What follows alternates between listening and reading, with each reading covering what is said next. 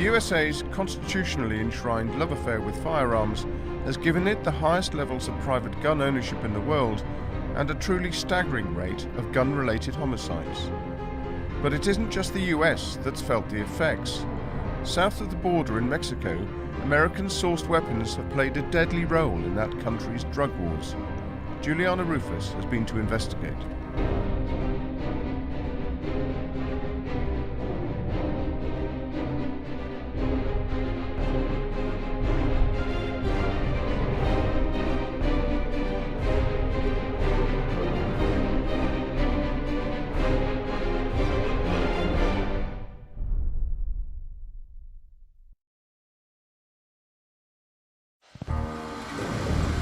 This is a shooting range in the southern United States. Here in Texas, shooting is a popular and competitive sport. Okay, you ready? It's my first time shooting a gun.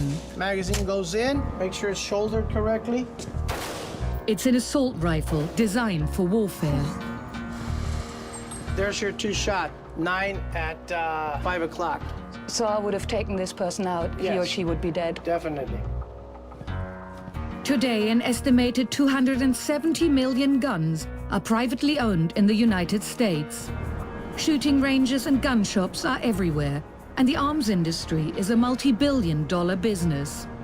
But only a few miles south, across the border in Mexico, US-sourced firearms are having a deadly effect. We have come to investigate how Mexican drug cartels exploit weak US gun laws to arm themselves with American weapons. Our journey begins in a hotel in the northern Mexican state of Tamaulipas. We have arranged to meet a group of people whose family members have gone missing. It's not known whether they are living or dead. The presence of drug cartels on the streets makes it too dangerous to meet them in an outside location. El nombre de mi hija es Seréntida García Barrón y tiene 5 meses de desaparecida y hasta ahorita yo no sé nada de ella. Mi nombre es María Dolores Flores Velarde, él es mi José Guadalupe. Era policía, lo único que sabemos es que salió a comer con una amiga y ya no regresó. But the odds of finding a family member alive are low. Since 2004, well over 150,000 people have been killed in Mexico's so-called war on drugs. Here in Tamaulipas, the Gulf Cartel and the Los Zetas Cartel are in a violent battle over the control of lucrative drug routes. Civilians are often forced to take sides or end up in the crossfire. Hay más de 5,000 cuerpos sin identificar en Tamaulipas, en las fosas comunes. Esos son los efectos de una especie de guerra civil y que ahí están los resultados, pero que además que no se le ve fin. Many bodies haven't yet been found because it's too dangerous for investigators to search. The bodies that do get found end up here, at the State Attorney General's office in the Forensic Autopsy Center. So when did this body arrive? Este cuerpo llegó anoche. Es un homicidio provocado por disparos de arma de fuego. Aquí está un proyectil, aquí. The bullet traveled at such high speed, it continued to move once inside the body. It was fired from an assault rifle, like the AK-47 or AR-15, the cartel's favorite weapons. Faced with such deadly firepower, the Mexican police have taken on a paramilitary appearance. Captain Edgar Vallejo Arosa has agreed to show me what his officers have to deal with when battling heavily armed drug cartels. We've arrived here at a peak in the violence. Since April 2017, close to 100 people have been killed in Tamaulipas, including several police, so they are on high alert. Is this how you normally travel in a convoy? We never know when it's going to be an aggression, so we've had to be prepared. The streets look deceptively quiet, but it's in transit where most attacks occur. You can see normal people walking, and you never know who is plotting you. Yeah, so everybody could be a cartel informer. Exactly. The impact of the cartel's gun battles is clearly visible in residential areas. You can see the bullets over there in the walls where it was a clash before. The cartels were inside. The police arrived and they started the clash. At that time, there were like 9 people killed. The violence has forced civilians from their homes. Those are like empty houses, empty places where they have decided to leave. Because of the violence? Because of the violence.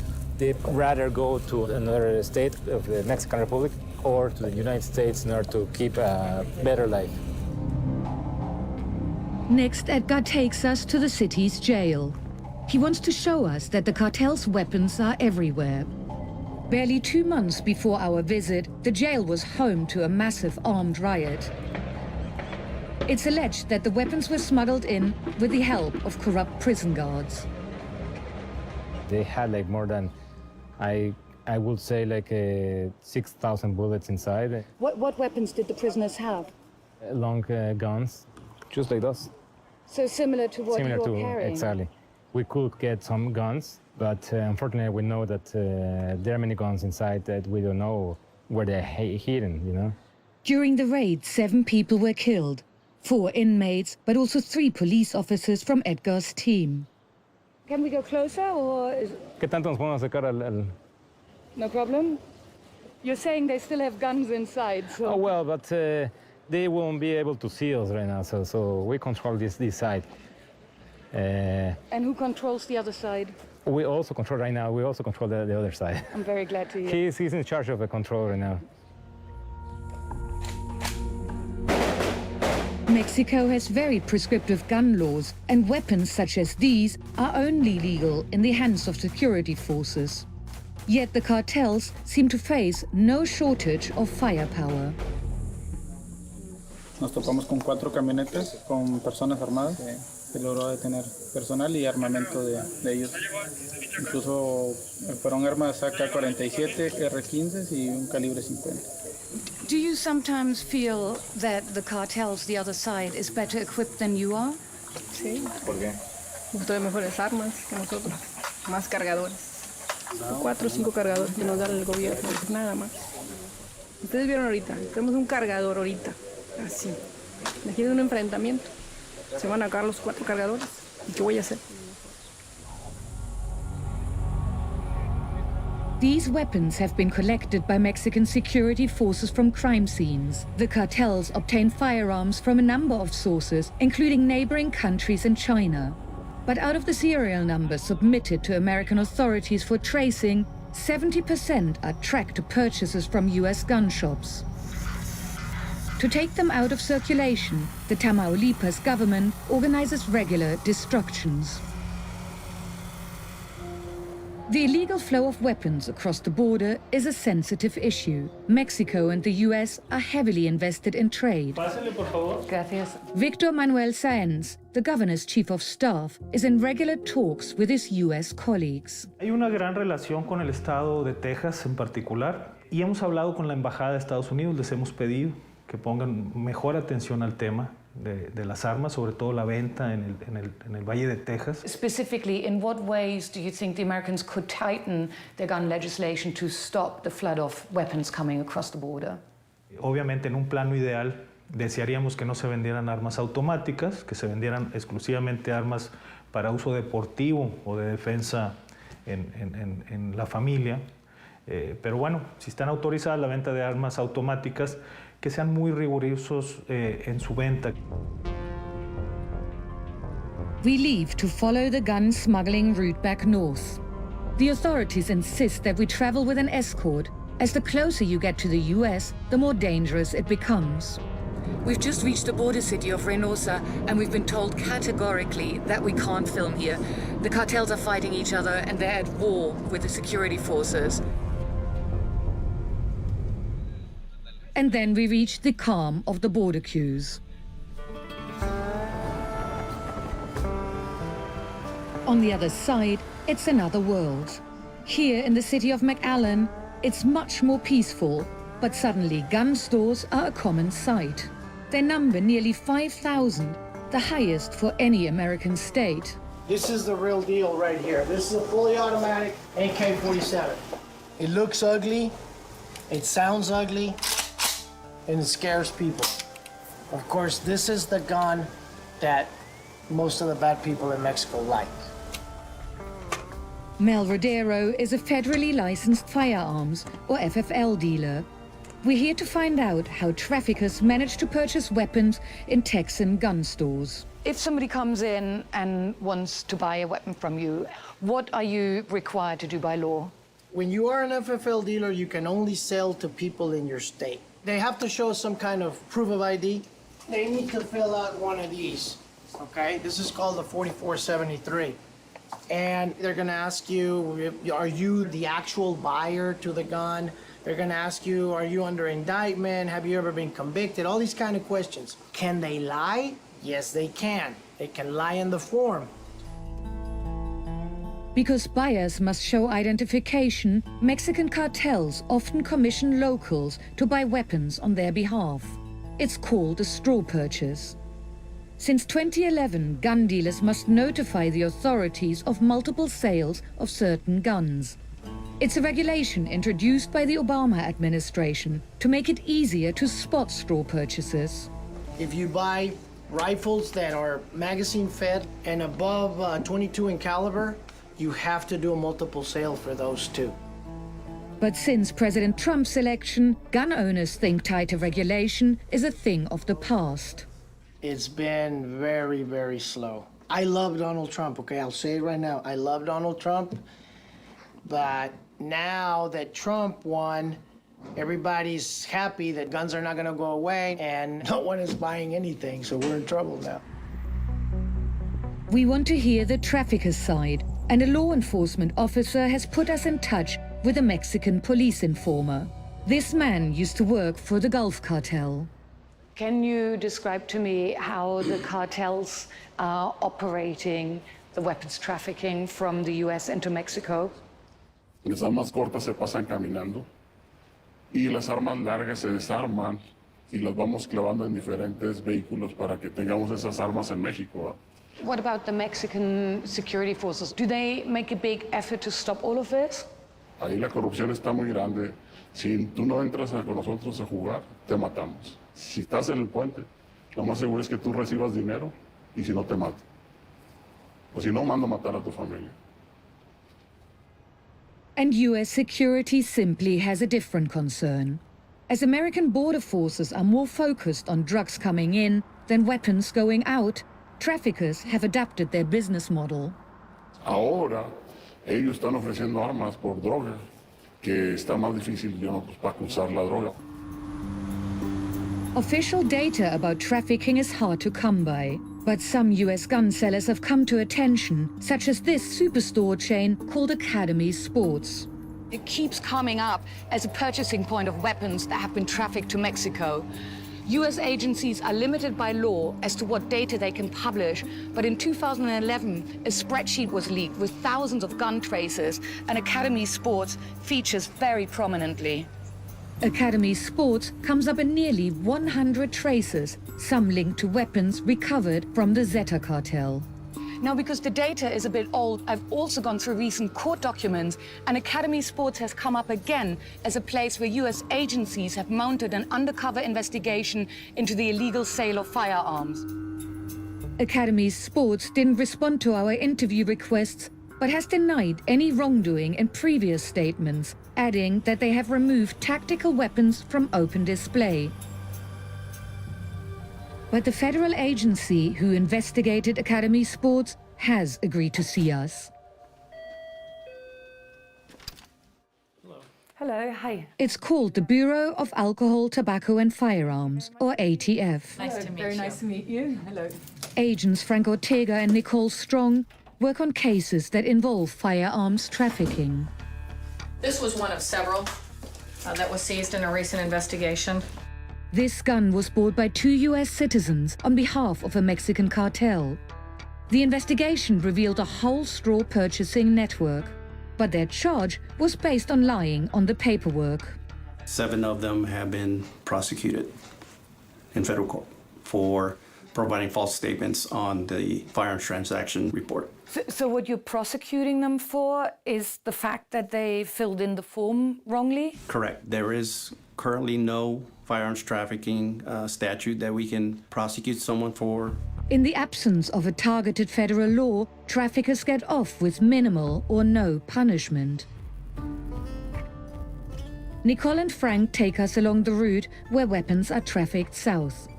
There are 52 border crossings between the US and Mexico, used by thousands of people every day. This one connects Brownsville with the city of Matamoros. What we're looking at in terms of your work, this is your front line. In spite of a massive drive to increase border security, the ATF has seen a series of budget cuts, and the number of agents has been substantially reduced. President Trump wants to build a wall to keep refugees and migrants out of the United States. Do you think such a wall could ever stop the flood of American weapons going into Mexico? That's not the trend that we're currently seeing, is they don't focus and they don't cross firearms by crossing the river. They cross them in vehicles through the international bridges. What does it take to stop the weapons crossing the border? What we could really use is the firearms trafficking statute, because that would allow us to go after not only the straw purchaser, but the entire network of people that are getting these guns to arm the cartel. But some legal gun sales take place virtually outside the law. Here in Texas, so-called private sellers can sell weapons without any background checks. Many private sellers use specialist websites, and I have made contact. A former Texan law enforcement officer has agreed to help us. Since he still does private undercover work, we're hiding his face. Went onto arms list. There is actually somebody who is selling a Romanian AK, 650. It's got the package, it looks new.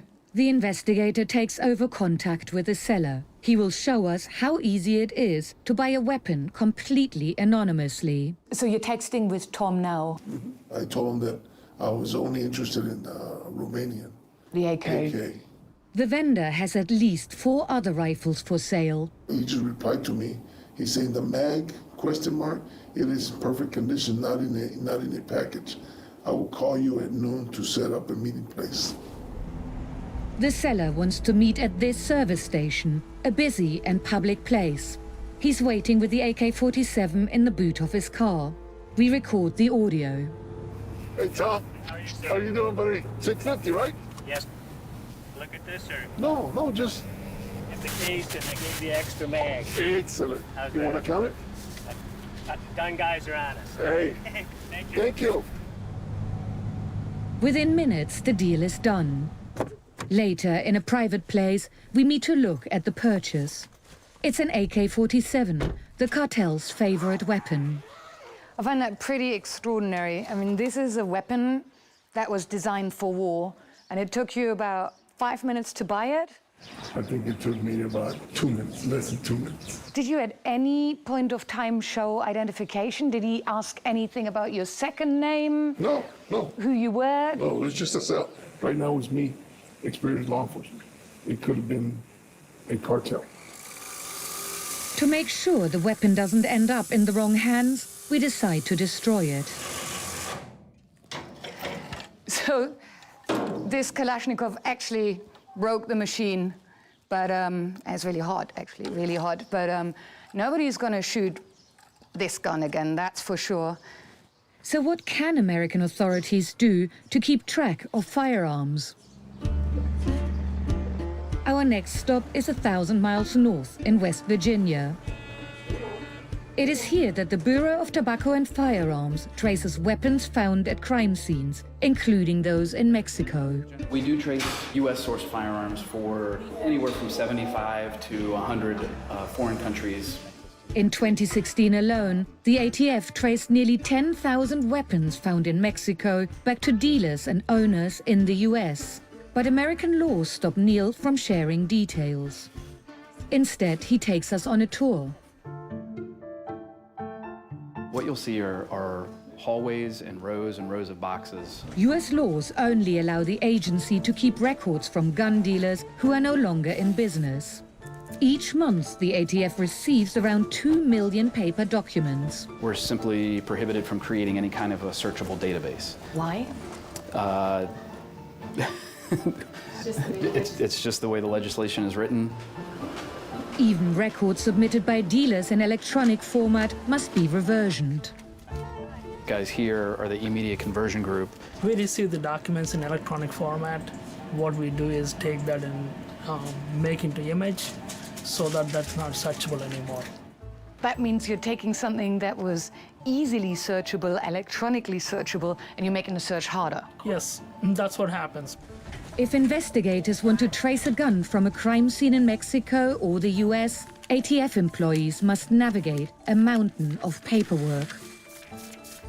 Your life is made so much more difficult by all these laws that restrict how you can actually do your work. Who's responsible for those laws? U.S. Congress is responsible for any of the laws, particularly the federal gun laws, and it would be literally an act of Congress if that were to be changed.